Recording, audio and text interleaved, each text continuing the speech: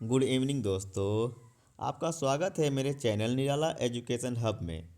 दोस्तों, आज का टॉपिक है लॉरेंस गोहलबर्ग। दोस्तों, आज लॉरेंस गोहलबर्ग के जो सिद्धांत हैं उसके बारे में हम लोग जानेंगे। दोस्तों, आप अगर सीटेट का एग्ज़ाम दे रहे होंगे या फिर देने वाले होंगे तो दोस्तों आपको ये बहुत ज़्यादा उपयोगी होगा, क्योंकि सीटेट में ये 2 या 3 क्वेश्चन ज़रूर मिलते हैं। ठीक है दोस्तों, चलिए आइए हम लोग इसे देखें। दोस्तों, लॉरेंस गोल्डबर्ग का जो नैतिक का सिद्धांत है उसका इंग्लिश में मोरल डेवलपमेंट थ्योरी कहा जाता है। ये अमेरिका के बहुत बड़े वैज्ञानिक थे। नैतिकता, इनका जो नैतिकता है उसे इंग्लिश में मॉरलिटी कहा जाता है। इनका कहना यह है कि यह वह गुण है जिससे हमें सही और गलत की पहचान होती है।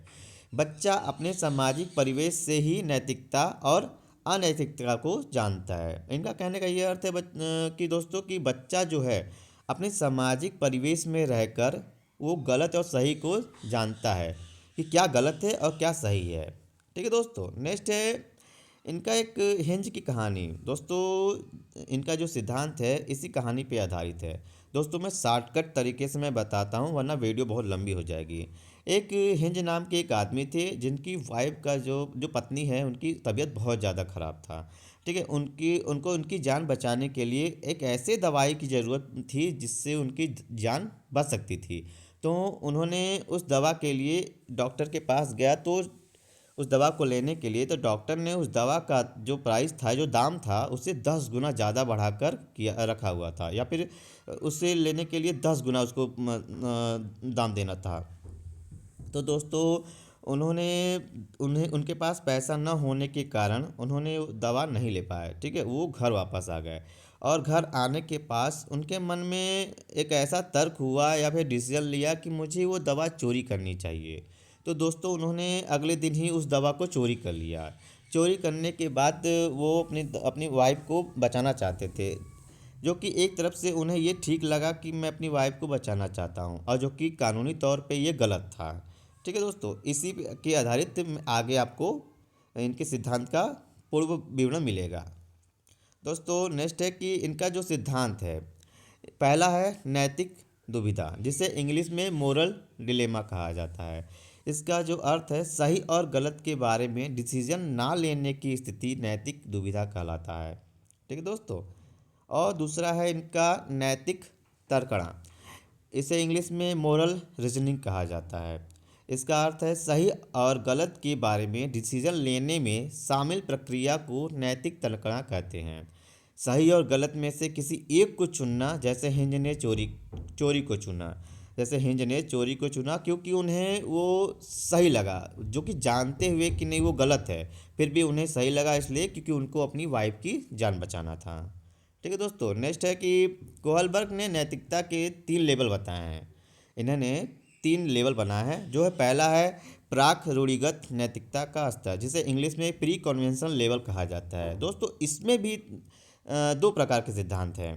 पहला है दंड एवं आज्ञा पालन उन्मुक्ता। इसमें बच्चे की नैतिकता सजा और आज्ञा पालन पर आधारित होती है। जब हिंज ने चोरी की तो बच्चे ने सोचा कि अगर वह चोरी करेगा तो उसे सजा मिलेगी। तो बच्चे यहाँ पे बच्चे की जो मानसिक जो माइंड की बात हो रही है उस पे दंड और आज्ञा की बात हो रही है। जैसे कुछ बच्चे होते हैं कि आज्ञा आज्ञा के कारण आज्ञा दो तो वो काम करते हैं, और दंड से के हिसाब से भी काम करते हैं। ठीक है दोस्तों, आप लोग के घर में भी बहुत लोग होंगे जो दंड के हिसाब से काम करते होंगे। ठीक है दोस्तों, नेक्स्ट है दूसरा साधनात्मक सापेक्षता तथा उन्मुक्ता। ठीक है दोस्तों, इस अवस्था को जैसे को तैसे भी कहा जाता है, टिट फॉर टैट भी कहा जाता है इंग्लिश में, क्योंकि इसमें जैसा व्यवहार कोई उसके साथ करेगा वैसा ही वो खुद करेगा।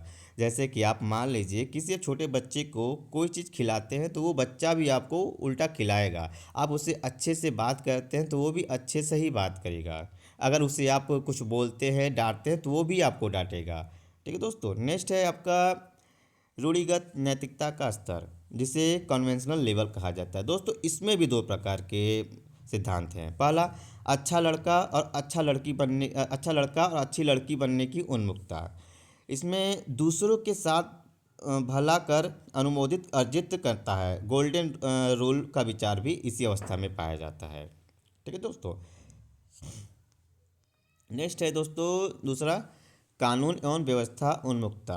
इसमें बच्चा जो है, इसमें बच्चा कानून तथा सामाजिक व्यवस्था को बनाए रखने की भावना विकसित करता है। इसमें मतलब बच्चे जो हैं कानून को मानते हैं और उस कानून के हिसाब से ही काम करते हैं। एक उदाहरण क्योंकि उसके पापा का एक्सीडेंट हो गया था रेड लाइट पार करते हुए, इसलिए वो ऐसा नहीं करेगा। उसमें वो अपनी कानून का भावनाओं को विकसित कर रहा है। ठीक है दोस्तों, नेक्स्ट है उत्तर रूढ़िगत नैतिकता, पोस्ट कन्वेंशनल लेवल। इसमें भी दोस्तों दो प्रकार के हैं सिद्धांत हैं। पहला, सामाजिक अनुबंध उन्मुखता। इसमें किशोर यह मानता है कि नियम लोगों की भले के लिए हैं। अगर किसी नियम से किसी का नुकसान होता है तो ऐसे नियमों को तोड़ देना चाहिए। अगर रेड लाइट तोड़कर उसके पापा की जान बच सकती है तो उसे तोड़ देना चाहिए। दोस्तों जैसे हिंज ने अपनी पत्नी को बचाने के लिए उसने दवा को चोरी किया, उन्होंने कानून को तोड़ा। ठीक है, तो इसी प्रकार ये नियम को माना जाता है। और दूसरा है सार्वभौमिक नैतिक सिद्धांत उन्मुक्ता। ठीक है दोस्तों, इसमें किशोर दूसरों के विचारों से नहीं बल्कि अपने खुद के मानकों के अनुसार व्यवहार करता है। इसमें बच्चा अपने खुद सेल्फ से मतलब कि विचार करता है, अपने से हर चीज़ किया करता है। ठीक है दोस्तों, मतलब खुद से सोचता है। इसमें किशोर दूसरे के फ़ायदे के लिए अपनी जान भी खेल सक जाते हैं। ठीक और नेक्स्ट है दोस्तों, इसमें कुछ आलोचनाएं हैं कि इनके पे कौन आलोचना किया है। ठीक है दोस्तों, एक महत्वपूर्ण बिंदु है कोहलबर्ग के सिद्धांत की आलोचना। इनके सिद्धांत की आलोचना कैरोल गिलिगन ने की थी। इन्होंने तर्क दिया कि कोहलबर्ग ने अपने एक्सपेरिमेंट को महिलाओं को कम प्राथमिकता दी है। मतलब ये अपने जो एक्सपेरिमेंट करते थे उसमें महिलाओं को जो प्राथमिकता थी बहुत कम देते थे और लड़कों को ज़्यादा रखते थे। इन्होंने तर्क दिया कि पुरुषों की नैतिकता का आधार न्याय है जबकि स्त्रियों की नैतिकता का आधार देखभाल है। ठीक है दोस्तों, नेक्स्ट है कि मेल एंड फीमेल की मोरल रीजनिंग में कल्चर के डिफरेंस को इम्पोर्टेंट नहीं दी है। ठीक है दोस्तों, बस दोस्तों वीडियो समाप्त होती है। Thank you. और दोस्तों आपको वीडियो अच्छा लगे तो लाइक करें एंड सब्सक्राइब करें। धन्यवाद।